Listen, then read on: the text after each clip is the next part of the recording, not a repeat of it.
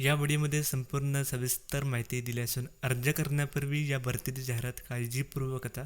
या भरतीशी संबंधित अधिक माहिती करता नोटिफिकेशनची लिंक दिली आहे आणि जॉब अपडेट मिळण्यासाठी टेलिग्राम चॅनलला जॉईन करा जेणेकरून सर्व डेली जॉब अपडेट मिळत राहतील।